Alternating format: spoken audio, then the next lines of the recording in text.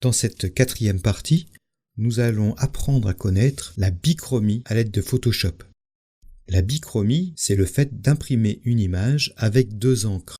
Quand on imprime une image monochrome avec une seule encre, on obtient à l'écran 256 niveaux de gris. Seulement en impression quadrichromie offset, une seule couche ne produit qu'environ une cinquantaine de niveaux. Si on associe une autre couleur à la couche de départ, on ajoute 50 niveaux supplémentaires. L'image s'en trouve enrichie. Par exemple, on peut imprimer avec une encre noire pour les tons foncés et une encre grise pour les tons clairs. Très souvent, on utilisera la bichromie pour colorer une image en utilisant une couche noire et une couche de couleur. Ici, nous allons partir de notre image dans l'état où nous l'avons laissée à la dernière leçon.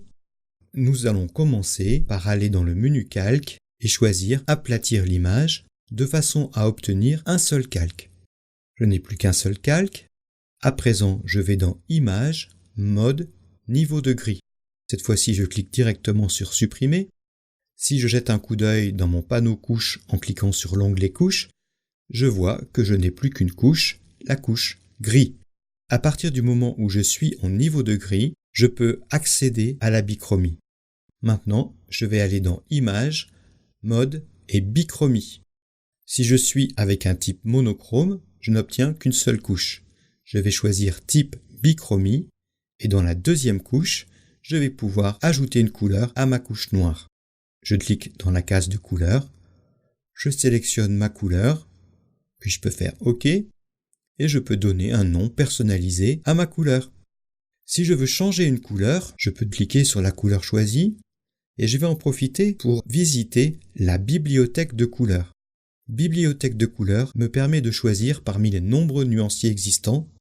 Puisque nous sommes ici dans le domaine de l'impression, très souvent nous allons utiliser des nuanciers pour avoir une vision préalable de notre couleur telle qu'elle va être imprimée sur papier. On va choisir un nuancier Pantone et nous pouvons choisir visuellement une couleur. On peut même éventuellement taper sa référence. Si par exemple j'ai envie d'avoir un Pantone Warm Red, je vais taper WR. Si je veux une référence du style 804, je tape rapidement sur mon pavé numérique 804. Je peux changer la manière dont les couleurs vont se mélanger. Je vais cliquer sur la courbe de mon Pantone et je vois apparaître la façon dont mon encre va être répartie sur ma feuille de papier. Je peux voir que à gauche, j'ai les valeurs claires, à droite, j'ai les valeurs sombres et en jouant sur la courbe, je peux augmenter ou diminuer l'ancrage suivant telle ou telle valeur. Et je prends la valeur du milieu, si je la fais aller vers le haut, je vois que mon encre rouge devient nettement plus importante. L'ancrage est plus important. Par contre, si je le diminue en le faisant aller vers le bas, je peux constater que mon ancrage diminue. Donc l'image pâlit. Maintenant, je vais aller dans mon encre noire et je vais essayer d'accentuer un peu le contraste par exemple.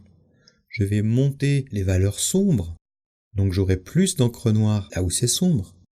Et je peux éventuellement diminuer dans les valeurs claires. J'obtiens cette figure assez classique de la courbe en forme de S qui signifie que l'image a été contrastée. Je peux valider avec OK. Il y a aussi beaucoup de paramètres qui peuvent servir de départ pour créer des bichromies. Ils sont très nombreux, il n'y a pas que de la bichromie, il peut y avoir de la trichromie, voire même de la quadrichromie. Mon choix va s'arrêter sur le 159 DK Orange BL2, libre à vous de choisir celui que vous voulez. Sachez également que à partir d'un pré-réglage, vous pouvez effectuer toutes les modifications que vous voulez. Nous allons à présent cliquer sur OK. Pour pouvoir utiliser mon fichier dans InDesign, je vais enregistrer mon fichier en bichromie, je vais faire Fichier, enregistrer sous, et je vais l'appeler par exemple montage 04 bichro.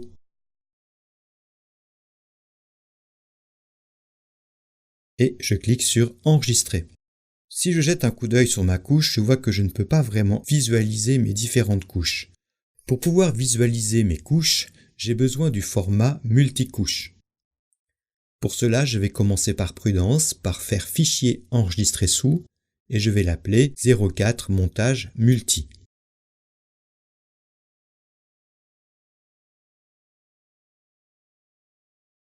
Puis, je vais dans Images, Mode et je choisis Multicouche.